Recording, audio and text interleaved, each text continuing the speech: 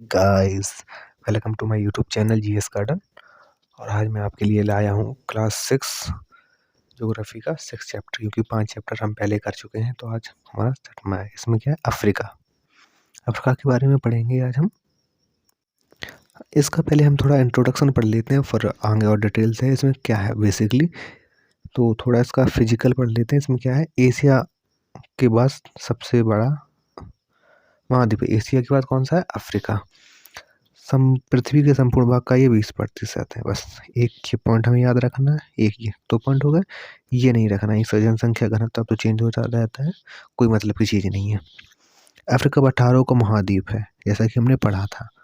यहाँ घने वन, विस्तृत घास, विशाल मैदान और विशाल मरुस्थल है। इसको अभी हम और डिटेल से पढ़ेंगे। अभी थोड़ा इंट्रो टाइप में है इसका यहाँ पर, ठीक है। सभी महाद्वीपों में अफ्रीका सबसे उष्ण है। यह उष्णकटिबंधीय और शीतोष्ण कटिबंध में स्थित है। उस दिन पहले चैप्टर में किया था ना, उष्ण और शीतोष्ण कटिबंध कहाँ पे होता है, उसके बीच में स्थित है ये। जिन लोगों ने पीछे की वीडियो नहीं देखी है, पहले वो उसको देख लेंगे, तभी आगे क्लियर समझ में आएगा। इसकी जलवायु, वनस्पति और जीवों जंतुओं में बहुत अधिक विविधता है। जीव जंतुओं में कई प्रकार के यहाँ पे जीव जंतु पाए जाते हैं। जो डाइवर्सिटी है वो बहुत यूनिक टाइप में, मतलब बहुत सारे जीव जंतु पाए जाते हैं। यह महाद्वीप वन्य जीव, खनिज और शक्ति संसाधनों में संपन्न है, ठीक है। यहाँ की मुख्य फसलें जो वहाँ पर होती हैं, जो बाजरा, गेहूँ, कैसा, कपास, मूंगफली, कोको। ये कोको पूछ लेता है एग्जाम में, कोको कहाँ पे होता है, कोको से क्या बनता है। कोको से चॉकलेट बनती है और कोको कोला बनता है, ठीक है। तथा विभिन्न प्रकार के फल। यहाँ की जो मुख्य फसल है लौंग, ये लौंग लिखा है, लौंग मुख्य फसल है यहाँ की, ठीक है। अब यहाँ से हमारा जो चैप्टर मेन है, ये अफ्रीका की भूमि के बारे में पढ़ेंगे हम, जलवायु, साधन और उनका उपयोग, ठीक है। तो पहले हम थोड़े की पॉइंट समझते हैं क्या होते हैं ये पॉइंट, क्योंकि आगे ये हमको मिलेंगे तो सीधा सीधा लिखा होगा तो वहाँ पे प्रॉब्लम आएगी। जल संधि होती क्या है। जल का हुआ है सकरा भाग, जो दो सागर या महासागरों को मिलाता हो, ठीक है। जो सागर से सागर को जोड़ता हो या महासागर से महासागर को जोड़ता हो, उसे बोलते हैं जल संधि। या सागर को महासागर से, महासागर को महासागर से, ऐसा किसी को एक को जोड़ता हो तो वो जल संधि होती है। स्थल संधि क्या होती है, वह भूमि का वह है सकरा भाग जो दो बड़े भूखंडों को मिलाता है, ठीक है।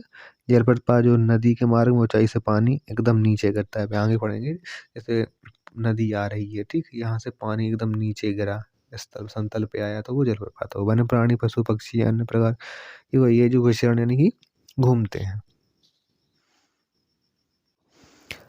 अफ्रीका महाद्वीप, यूरोप से भूमध्य सागर, यूरोप में कहाँ से, भूमध्य सागर, तथा एशिया से अरब सागर द्वारा अलग होता है।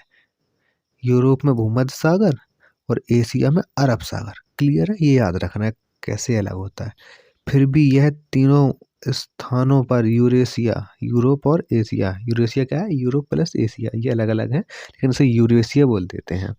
महाद्वीपों के बहुत अधिक निकट है ये स्थान है। ये हमको याद करना, बिल्कुल रटना ही है, समझ लो। उत्तर पश्चिम में जिब्राल्टर जल संधि, उत्तर पश्चिम में जिब्राल्टर, अभी इसको मैप में देखेंगे। उत्तर पूर्व में स्वेज नहर, जिसे स्थल जल संधि है यहाँ पे, तथा पूर्व में बाबा एल मंदेव जल संधि, ठीक है। और ये 20वीं शताब्दी के आरंभ में यूरोप ने कई देशों में, संसार में लगभग जितने यूरोप के कई देश हैं उसमें यूरोपियन कंपनी ने कब्जा कर लिया था। तो ये कुछ काम है, अब तो कुछ नहीं पढ़ना है इसको, ये हिस्ट्री का हिस्सा है, तो यहाँ पे इसकी पढ़ने की कोई ज़रूरत नहीं है। जैसे ये है अफ्रीका, ये भी नहीं पढ़ना, ये भी नहीं पढ़ना, ये भी नहीं पढ़ना। भूमि के बारे में पढ़ेंगे, भूमि यहाँ पे क्या है। अफ्रीका में कई पठार हैं, ठीक है। लगभग अफ्रीका पूरे एक विशाल पठार जैसा दिखाई देता है, क्योंकि अफ्रीका जो है पूरे पठार पर ही बना हुआ है, तो पठार जैसा दिखाई पड़ता है। अफ्रीका का पठार दक्षिण और पूर्व की अपेक्षाकृत ऊंचा है। जो अफ्रीका तो पूरा पठार दक्षिण और पश्चिम में अपेक्षाकृत और जगह से थोड़ा ऊंचा है। विषुवत वृत्त के निकट पठार में पूर्व भाग में कुछ ज्वालामुखी पर्वत शिखर हैं। ठीक है। ज्वालामुखी पर्वत जब ज्वालामुखी फटती है तो पर्वतों का निर्माण होता है। अब देखेंगे कैसे होता है, अभी इसमें ज़्यादा नहीं है, आगे के जो चैप्टर्स हैं ज्योग्राफी में पढ़ेंगे, क्लास 8 में है शायद, उसमें पढ़ेंगे ज्वालामुखी से पर्वत कैसे बनते हैं, तो वो वहाँ पे समझेंगे। अभी बस आप इतना समझ लीजिए। वास्तव में अफ्रीका का सबसे ऊंचा शिखर इसी उच्च पूर्वी भूमि में स्थित है। ठीक है, कौन सा है? किलिमंजारो। इस सर्वोच्च शिखर का नाम क्या है? किलिमंजारो पर्वत। ये याद रखना है, सबसे ऊंचा है ये, जिसकी ऊंचाई कितनी है? 5,895 मीटर, या बर्फवर हिम यानी कि बर्फ से ढका रहता है। क्लियर है? अब आप लोग मैप को खोल लीजिए, मैप में समझेंगे, मैप को खोल कर ही रखिए क्योंकि ये सारा कुछ मैप में ही होगा। और जो ओल्ड एनसीईआरटी का मैप उतना क्लियर नहीं है, आप मैप खोल के रखेंगे तो आपको आसानी होगी समझने में। ठीक है, ये क्या बोल रहा था हमारा? ये रही जिब्राल्टर जलसंधि, और उत्तर पश्चिम बोला था जिब्राल्टर जलसंधि, ये रही सुएज नहर, और इसमें ये सहारा डेजर्ट, सहारा मरुस्थल देखना है, याद देखना होगा हमें। और इसमें क्या हो गया? ये अंगाहर पठार हो गया, नीबिया मरुस्थल भी यहीं पर है, और ये नीति नदी, ये भी पूछ लेता है। ठीक है, एग्जाम में। और ये, और इसे यहाँ पर पढ़ते हैं, गिनी की खाड़ियाँ भी यहीं पर हैं, जायरे। ठीक है, अफ्रीका में ये ना जायरे, ये पूछता है एग्जाम में, पीटी में कभी कभी पूछ लेता है। और यहाँ पे ये इसको अलग करता है, कैसे करते हैं? मोनजीनिविक चैनल से इससे अलग करते हैं।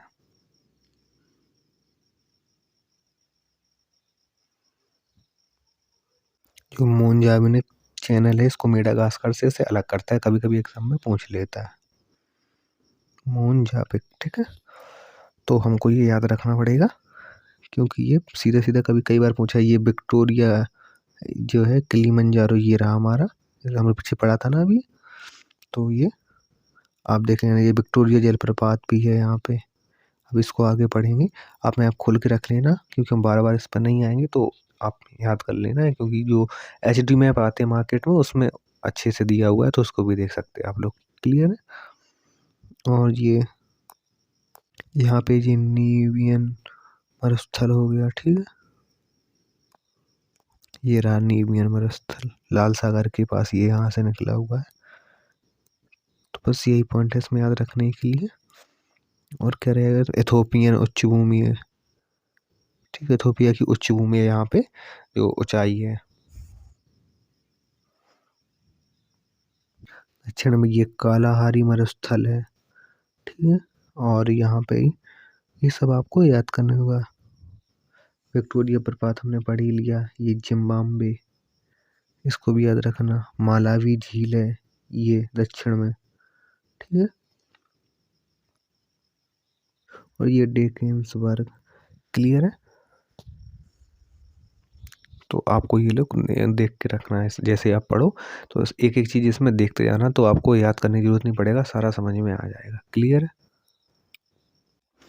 आपके पास दो छोटी पर्वत श्रेणियां हैं, कौन कौन सी? इसके उत्तर भाग में एटलस पर्वत फैले हैं, जो उत्तर पश्चिमी भाग है उसमें एटलस पर्वत है। ठीक है, और दूसरी पर्वत श्रेणियां महाद्वीप के दक्षिण पूर्वी तट के साथ साथ इसे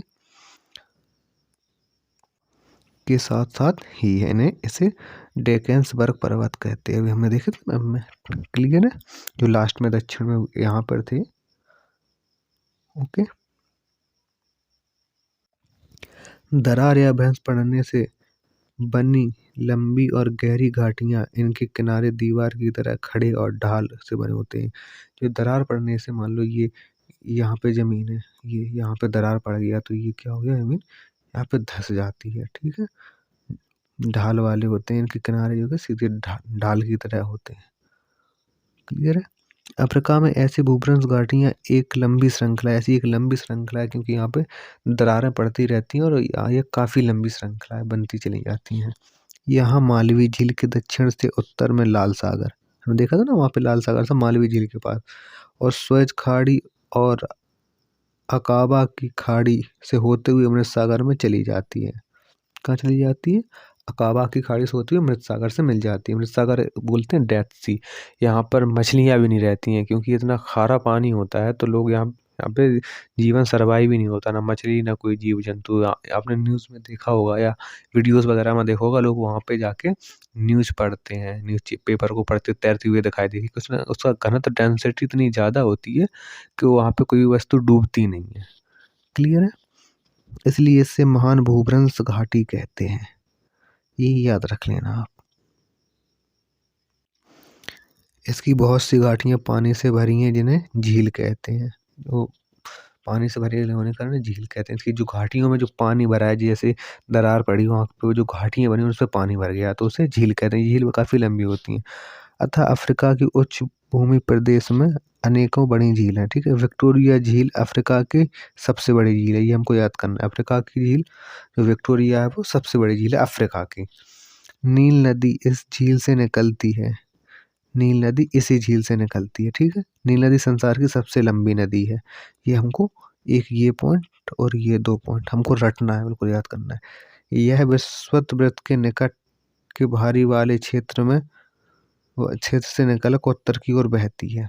ठीक है, कहाँ की ओर बहती है? उत्तर की ओर। विषुवत के जो भारी वर्षा वाले क्षेत्र होते हैं वहां से निकलने के बाद यह उत्तर की ओर बहती है। सहारा रेगिस्तान से बहुत लंबी यात्रा करते हुए भूमध्य सागर में गिर जाती है। क्लियर है? दूसरी मुख्य नदी जायरे है। कौन सी है? जायरे, जो मध्य अफ्रीका में बहती है। जायरे कहाँ पे बहती है? मिडिल अफ्रीका में, मध्य अफ्रीका में। इसे इसके अंतिम भाग में कांगो नाम से जाना जाता है। जो जहाँ पे ये एंड होता है वहाँ पे ये कांगो हो जाती है। जो जायरी नदी है, जो बहते बहते एंड में कांगो नदी बन जाती है, तो कांगो नदी के नाम से जानते हैं। यह नदी एक विस्तृत क्षेत्र का जल बहा कर लाती है और अटलांटिक महासागर से मिल जाती है। कहाँ से मिलती है? अटलांटिक महासागर से मिल जाती है। अफ्रीका की नदियों में सबसे अधिक जल यही नदी बहाकर लेकर आती है, तो ये सबसे अधिक। क्लियर है? एक तो ये क्या होती है? जायरे इसके स्टार्टिंग में नाम होता है और एंड में आके इसका नाम क्या हो जाता है? कांगो हो जाता है, और यह सबसे अधिक जल लाती है। इसकी 3 इन्फॉर्मेशन हमको याद रखनी है। पश्चिमी भाग में नाइजर तथा दक्षिणी भाग में जेम्बेजी, ऑरेंज और अफ्रीका की मुख्य नदियां हैं। ये हमको याद रखना है, अफ्रीका की मुख्य नदियां। पश्चिमी भाग के नाइजर, ठीक है, और पश्चिमी भाग में जो नाइजर है उसको, और ये 3 झीलों इसकी जो मुख्य नदियां। और भी बहुत सारी हैं लेकिन ये मुख्य है, ये मेन है और ये बड़ी है, इसमें काफी सारा पानी होता है। क्लियर है? नील और जायरे को छोड़कर अफ्रीका की दूसरी नदियां नाव व स्टीम चलाने के योग्य नहीं हैं। इसका कारण यह है कि ये नदियां ऊंचे पठारी भागों से नीचे तटीय भाग की ओर उतरती हैं, समय जलप्रपात बनाती हैं। इसका कारण ये है कि मान लो ये नदी यहाँ से झील आई है, ठीक है, तो यहाँ पे एकदम से बहुत गड्ढा है, एकदम ऊपर से नीचे गिर रही है, काफी गैपिंग है यहाँ पे, तो यहाँ पे चल नहीं पाती। केवल नील और जारे 2 नदियों में यहाँ पे जो स्ट्रीम या नाव चला सकते हैं, और जितनी नदी है एक में भी नहीं चला सकते। ठीक है, जिम्बाब्वे नदी विक्टोरिया जलप्रपात उत्तरी अमेरिका के प्रसिद्ध नायग्रा जलप्रपात से भी ऊंचा है। किससे ऊंचा है? नायग्रा जलप्रपात से ऊंचा है विक्टोरिया नदी का जलप्रपात। ये हमें याद रखना है, ऐसे कंपैरिजन इसका इससे सबसे अधिक ऊंचा ये है, पर ये है इसके कंपैरिजन में ये ज्यादा है ऊंचा है। क्लियर है? ये आपको दिख रहा होगा जिम्बाब्वे में भाई ये जलप्रपात है। ब्लैक एंड व्हाइट है, समझ में नहीं आ रहा है। आप गूगल में चाहें तो आप देख सकते हैं, फोटो डाउनलोड करके थोड़ा इसको समझते हैं क्या है। जिम्बाब्वे नदी पर विक्टोरिया जो जलप्रपात है उसका नाम कैसे पड़ा? यह अद्भुत दृश्य जिम्बाब्वे नदी के विक्टोरिया जलप्रपात का है। इस प्रपात का स्थानीय भाषा का एक मूल नाम था, जिसे कहते हैं धुआं जो गुजरता है। जलप्रपात को क्या कहते हैं? धुआं जो गुजरता है, वहां का स्थानीय नाम था। लिंग्विस्टन जो अफ्रीका की यात्रा कर रहे थे, एक यात्री थे, ठीक, यात्रा के दौरान इस जलप्रपात को उन्होंने पहली बार 1855 में देखा, ये याद नहीं रखना। उन्होंने इनका नामकरण महारानी विक्टोरिया के नाम पर रख दिया, ये याद करना है। क्लियर? इसकी चौड़ाई जो है 2 किलोमीटर। ओके, अफ्रीका का लगभग 1/3 भाग मरुस्थल सहारा संसार का सबसे बड़ा मरुस्थल है। सहारा मरुस्थल डेजर्ट जो है जो यहीं पर है, ठीक है। यह उत्तरी अफ्रीका में फैला है। दक्षिणी अफ्रीका का कालाहारी दूसरा सबसे बड़ा। एक तो सहारा और दूसरा कालाहारी। क्लियर है। हमने देखा था कालाहारी कहाँ पे था, वो दक्षिण में था, ठीक। तो दो मरुस्थल है जिन्हें याद रखना, सबसे पहले सहारा और दूसरा कालाहारी। थोड़ी इसके बाद जलवायु और प्राकृतिक वनस्पति की बात कर लेते हैं। ये अफ्रीका महाद्वीप का विस्तार 37 डिग्री, ये याद रखने की जरूरत नहीं है इन चैनलों को, कोई इम्पोर्टेंस नहीं है इनकी। ऐसे तो बहुत सारा हो जाएगा याद करने के लिए, मेन पॉइंट देखेंगे हम। इसका अधिकांश भाग उष्णकटिबंधीय है, ठीक है। यहाँ लगभग सारे साल बहुत ऊंचा तापमान रहता है, साल भर तापमान ऊंचा रहता है। ऊंचा मतलब गर्म। संसार में सबसे अधिक ऊंचा तापमान 58 डिग्री लीबिया के अल्जीरिया नामक स्थान का दर्ज किया गया है। ये हमको याद रखना होगा, ठीक है। सबसे ऊंचा तापमान यहाँ का होता है। अब ये उष्ण क्यों है यहाँ पे, जैसे मान लो ये यहाँ पर, ये हमारी पृथ्वी हो गई, ठीक है। ये विषुवत हो गया, ठीक है। ये यहाँ पे आएगी कर्क रेखा, यहाँ पे आएगी मकर रेखा। ये मान लो सन है, तो ये सारा डेजर्ट इन्हीं तीनों के बीच में तो है अफ्रीका हमारा, ठीक है। तो यहाँ पर सूरज की किरणें सीधी पड़ती हैं, तो इसी कारण से यहाँ पे उष्ण यहाँ पे गर्मी भी होता है और अधिक उष्ण कटिबंध भी फैला हुआ है, ठीक है। जहाँ पर सूर्य की किरणें लंबवत पड़ेंगी तो वहां पे तो गर्मी ज्यादा होगी। क्लियर। केवल ऊंचे पठारों एवं पर्वतीय भागों में साधारण तापमान रहता है। पठारों पर भी दिन में ऊंचा तापमान रहता है, रातें ठंडी रहती हैं, क्योंकि पहाड़ जो होते हैं उनके कारण से जो तापमान में, जैसे सूर्य की किरणें डायरेक्ट पड़ रही है तो उनसे थोड़ा वो रुकाव होता है उनसे, तो रातें ज़्यादा ठंडी नहीं रहती हैं और तापमान जो है कि दिन में ऊंचा तापमान रहता है, रातें ठंडी रहती हैं, मतलब ज़्यादा ठंडी भी नहीं और ज़्यादा गर्म नहीं, पहाड़ों के कारण, जिस जिस एरिया में पहाड़ हैं वहाँ पर।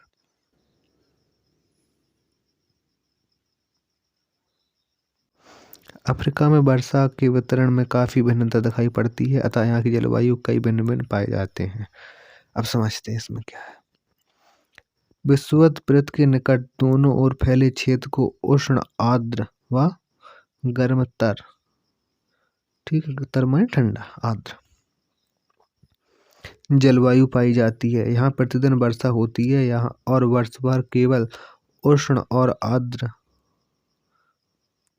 ग्रीष्म ऋतुएं ही रहती हैं। केवल दो ऋतु रहती हैं, उष्ण और आर्द्र ज्यादातर। इसे विषुवतीय जलवायु कहते हैं, ठीक है। इसको आप लोगों को याद रखना होगा, इसे क्या कहते हैं, विषुवतीय जलवायु कहते हैं। अत्यधिक गर्मी और वर्षा के कारण क्षेत्र का अधिकतर भाग घने वनों से ढका है। वर्ष भर वर्षा होगी तो वन भी अधिक होंगे, पेड़ पौधे भी अलग होंगे, तो फिर अधिकतर भाग वनों से ढका होता है। इसे क्या कहते हैं, उष्ण कटिबंध कहते हैं, ठीक है, या विषुवतीय वर्षा वन कहते हैं। विषुवत वर्षा होती है इसलिए विषुवतीय वर्षा वन कहते हैं, क्योंकि साल भर पानी बरसेगा तो ऑब्वियस है कि घास के मैदान होंगे और पेड़ भी होंगे, ठीक है। इन वनों में विभिन्न प्रकार के जीव रहते हैं। जहाँ पे घास होगा तो वहाँ पे विभिन्न प्रकार के जीव भी होंगे।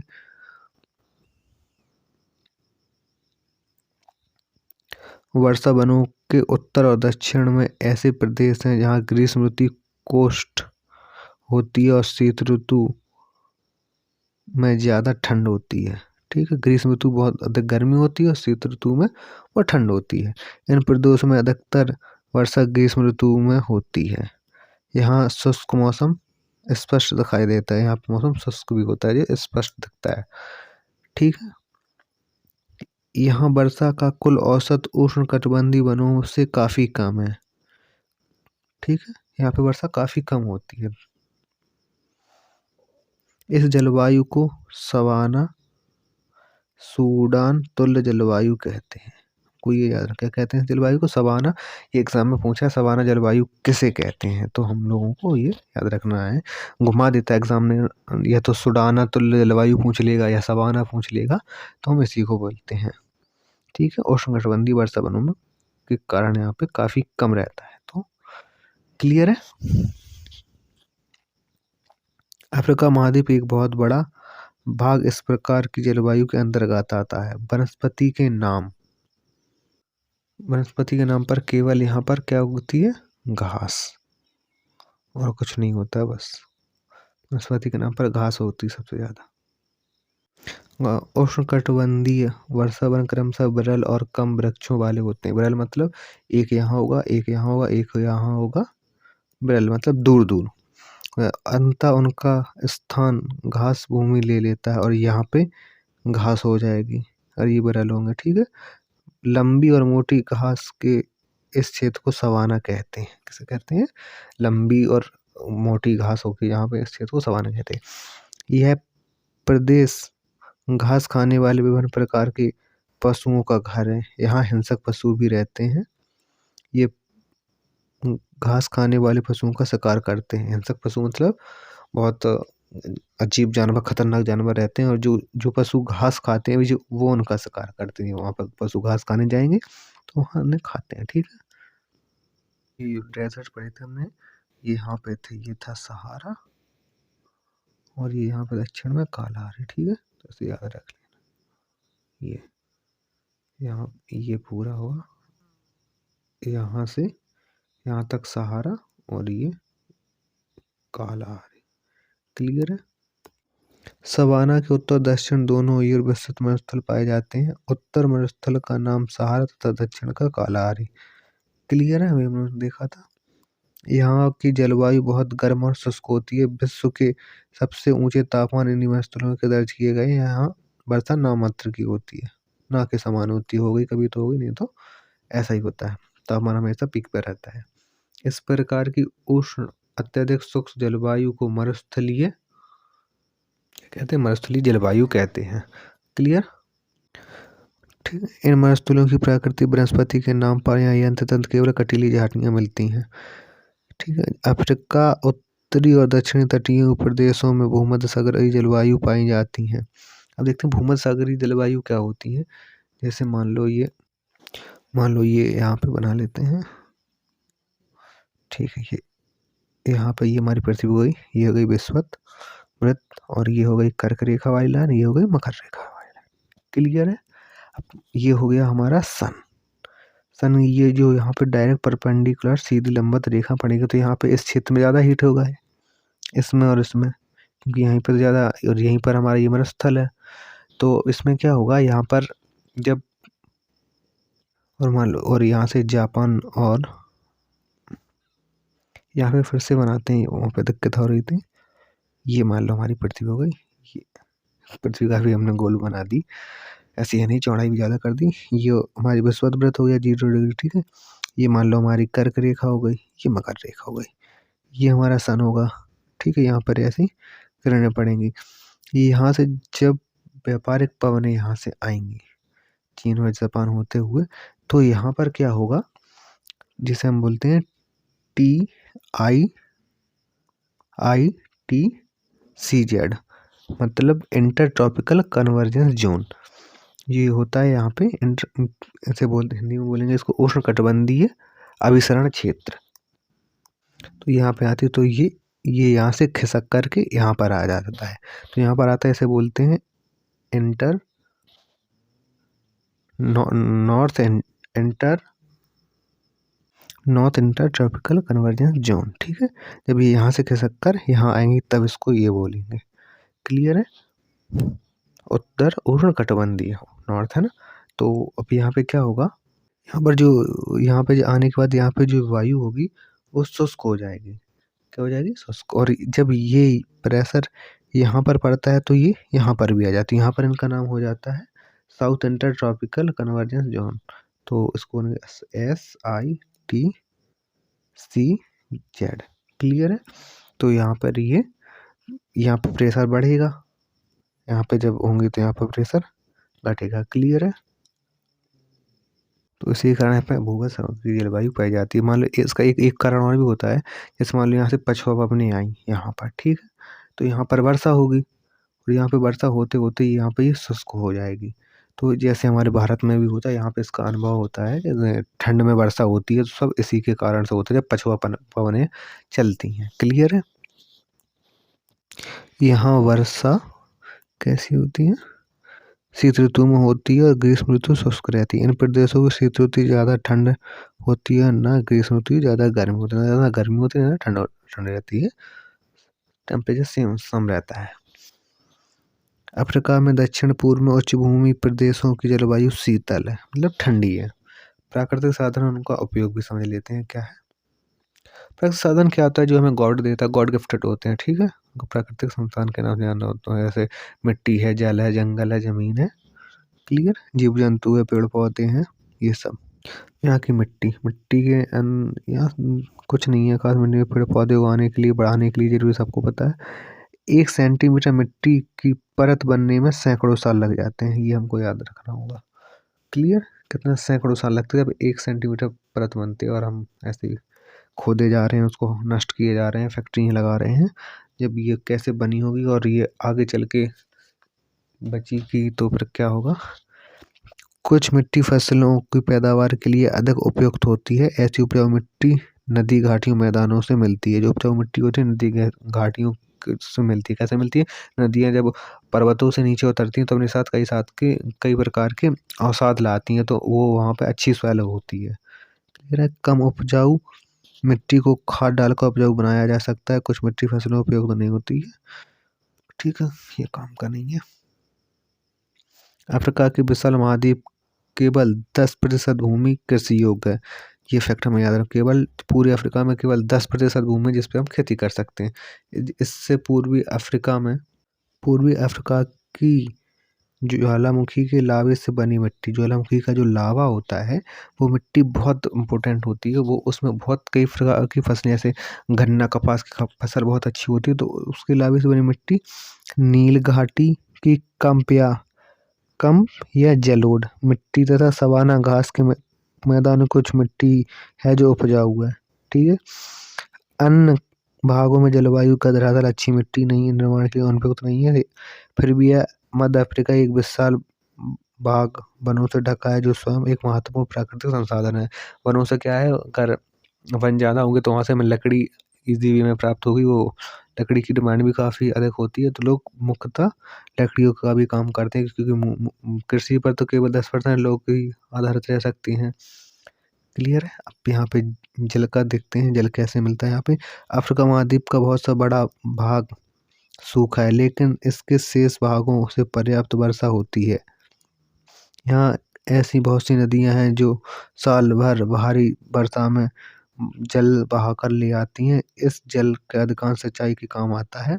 बहुत सी नदियों के मार्ग में जलप्रपातों की श्रृंखला भी बन जाती है। ठीक है, इसको समझने की जरूरत नहीं है, छोड़ो, ये देख लें तो थोड़ा इम्पोर्टेंट है। ऐसा इसलिए है, नदियाँ उच्च पठारी क्षेत्रों से समुद्री में तटीय मैदान जलप्रपात बनाती हैं। जैसे ये नदी है, यहाँ से चली तो यहाँ पे गिरेंगी, तो यहाँ पे जलप्रपात तो बनाएंगी ना ये। इसी कारण से नाव जलायन इन नदियों में ज़्यादा दूर तक नहीं जा पाती। ऐसे गिरेंगे तो ये गैपिंग कैसे बढ़ेगा, ये यहाँ से यहीं तक आ पाएगी, या फिर यहाँ से चलेगी तो ये बीच का गैपिंग जहाँ से ज़्यादा दूर तक नहीं जाती। लेकिन नदियों के इन जल प्रपातों को विद्युत होता है, उत्पादन आराम से किया जाता है, क्योंकि यहाँ पे हम टनल लगा देंगे, यहाँ पे पानी गिरेगा तो लाइट इजी वे में हम बना सकते हैं। क्लियर है? जिम्बाब्वे नदी पर निर्मित, ये हमको याद रखना होगा, कौन सा बांध है? जिम्बाब्वे नदी पर करीबा बांध अफ्रीका से सबसे अधिक विद्युत उत्पादन करता है। मिस्र देश में नील नदी पर निर्मित अस्वाना बांध अफ्रीका का सबसे बड़ा बांध है। क्लियर है? सबसे बड़ा बांध, इसे भी याद रखना होगा। खनिज कैसे प्राप्त होता है? संसार के देशों में सोने, हीरा और प्लेटिनम के उत्पादक में अफ्रीका का पहला स्थान है। इसे रट डालो। संसार में हीरों के कुल उत्पादन का 95%, इसे भी रट डालो। के भाग अफ्रीका से प्राप्त होते हैं। क्लियर है? और ये सब कुछ आपको पढ़ना हो तो पढ़ लेना, वैसे इम्पोर्टेंट नहीं है इतना, ये भी नहीं है, बस थोड़ा यहाँ पे देखना है हम लोगों को। अफ्रीका में cobalt, manganese, chromium, tin, bauxite, uranium और तांबे के विशाल भंडार है। क्लियर है? ये याद रख लेना, तो रट लेना, ये भी नहीं देखना। कोबाल्ट और मैग्नीज के लोहे में मिलाकर इस्पात बनाया जाता है, क्योंकि यहाँ पे जो है लोहा कम है, तो कोबाल्ट और मैग्नीज के को लोहे में मिलाकर इस्पात में बनाया जाता है। क्लियर है? खनिज अफ्रीका के दक्षिण भाग में पाए जाते हैं, जो खनिज होते हैं। अधिक क्रोमियम दक्षिण अफ्रीका से निकलता है, क्रोमियम दक्षिण अफ्रीका से निकलेगा, इसे भी पढ़ लेना। यह एक ऐसी धातु जिस पर जंग नहीं लगती, क्रोमियम जो है, क्रोमियम पर जंग नहीं लगती है। जायरी और दक्षिण अफ्रीका में तांबे, बॉक्साइट और यूरेनियम के मुख्य उत्पादक देश हैं। तांबे का उपयोग बिजली के तार बनाने में किया जाता है। ठीक है। बॉक्साइट में एल्युमिनियम तैयार किया जाता है। बॉक्साइट से क्या बनती है? एल्युमिनियम। यूरेनियम का उपयोग परमाणु ऊर्जा के उत्पादन में होता है। अफ्रीका के कई भागों जैसे नाइजीरिया, लीबिया और अंगोला में खनिज तेल मिलते हैं। तो ये भी पढ़ लेना, हल्का याद करने की जरूरत नहीं है, एक दो बस याद रख लेना काफी है। वन की सिचुएशन देखते हैं। वर्षा ज्यादा होती है तो वनी होगी। मध्य अफ्रीका का विस्तृत भूभाग घने वनों से ढका हुआ है। ऐसे कठोर लकड़ी प्राप्त होती है जो इमारती कार्यों में प्रयोग में लाई जाती है। इन वनों में ये याद रख लेना, रटना है, मतलब मोहगनी, आबनूस और सामली, कैपाक बोलते हैं इसे, जैसे अन्य प्रकार के मूल्यवान वृक्ष मिलते हैं। ये बहुत महंगी लकड़ी होती है इनकी। इन वनों में रबड़ के वृक्ष जंगल रूप में उगाते हैं। ठीक है। रबड़ का मूल स्थान दक्षिण अमेरिका है, तो इसे याद रख लेना। ठीक है। दक्षिण अमेरिका में सबसे अधिक रबड़ होती है। अफ्रीका में 3 प्रकार के वृक्ष मिलते हैं, कौन कौन से? नंबर 1 नारियल, तेलताड़ और खजूर, इसे रट लेना। नारियल के वृक्ष विषुवत वृत्त के निकटतम द्वीपों जैसे जंजीबार और पेम्बा तथा नाइजीरिया के समुद्री तट भागों से मिलते हैं। पश्चिम अफ्रीका में तेलताड़ अधिक मिलता है। इसके फल से सभी तेल निकाले जाते हैं। नाइजीरिया बहुत बड़ी मात्रा में तेल का निर्यातक है। यह खजूर मरुद्यानों और शुष्क भागों में पैदा होता है। ठीक। मिस्र में भारी मात्रा में खजूर निर्यात होता है। लिख लेना एक एक पॉइंट, इसको याद करने में पूछ लेता है कभी कभी एग्जाम में। यूपीपीसीएस में ज़्यादा पूछता है। कैको और कोला, ये इंपॉर्टेंट है, इसे रटना। कैको और कोला के वृक्षों को पेय पदार्थ होते हैं। कैको के वृक्ष में कोको प्राप्त होता है। जो कैको का पेड़ होता है उससे कोको प्राप्त होता है, जिसे हम कोको कोला बोलते हैं, उसी से कोको कोला बनता है। कहवा, कॉफी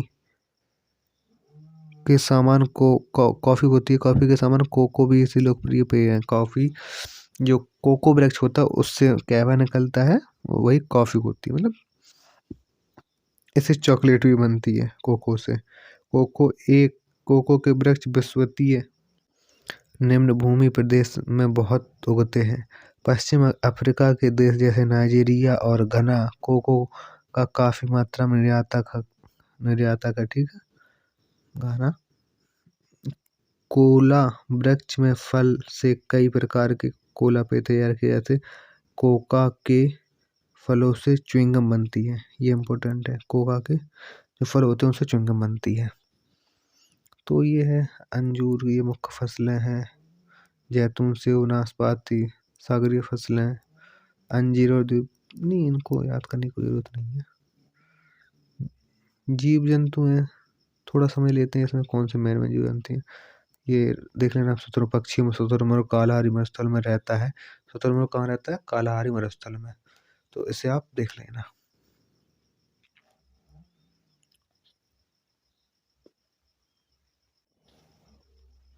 जो जो इम्पोर्टेंट था लगभग हमने पढ़ा दिया है, फिर भी इसमें कुछ खास नहीं है। इसका कारण मुख्य पश्चिम नहीं, ये कुछ काम का नहीं है, हमारे पढ़ना ही नहीं है। राष्ट्रीय नहीं, ये भी नहीं पढ़ना। कुछ खास है नहीं। कहवा का कुल व्यापार क्रमशः क्या करना है इसका, ये तो आगे पीछे होता ही रहता है। हाँ, थोड़ा सा ये याद रख लेंगे। अफ्रीका संसार में रिसल का सबसे बड़ा निर्यातक देश है। रिसल, इसको याद रख लेना, ये पूछ लेता कभी। अफ्रीका में तंजानिया रिसल, तंजानिया ससल के उत्पादक के सभी देशों में आगे है। सबसे अफ्रीका में ससल मिलता है, और जो जितने अफ्रीका की जितनी कंट्री है सब में तंजानिया सबसे आगे। क्लियर है। उसके पेड़, उसके पौधे कम उपजाऊ बलुई मिट्टी में भी अच्छी तरह से बढ़ते हैं। जो कम उपजाऊ मिट्टी होती है उसमें भी काफ़ी ग्रोथ में बढ़ते हैं। क्लियर है। ये तो आप लोगों को देखना, ये कोको जो जमा कर रहे हैं लोग, यहाँ पे छोटे छोटे रखे हुए हैं। क्लियर है। और इसी के साथ हमारा चैप्टर लगभग समाप्त हो गया। कुछ की पॉइंट रह गए, हम उसको देखते हैं।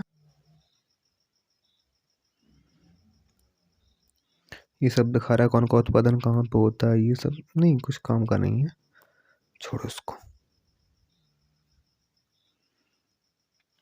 ये थोड़ा याद रख लेंगे। जंजीबार और पेवा द्वीप लौंग और नारियल खूब होते हैं।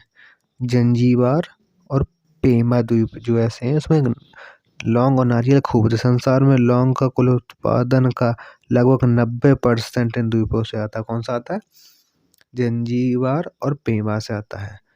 और जो लौंग का वृक्ष होता है इसकी ऊंचाई लगभग 12 मीटर तक बढ़ते हैं। क्लियर है। और देखते हैं, जनसंख्या तो चेंज ही होती रहती है, और जनसंख्या औसत घनत्व प्रति व्यक्ति वर्ग किलोमीटर है, इसलिए हम नहीं, ये तो चेंज होता रहता है इसका कोई, क्योंकि ओल्ड एनसीईआरटी है, डाटा काफ़ी पुराना है, तो हमको ये सब पढ़ने की ज़रूरत नहीं है। क्लियर है। कुछ नहीं पढ़ना, ये जो हमारे काम का था हम पढ़ चुके।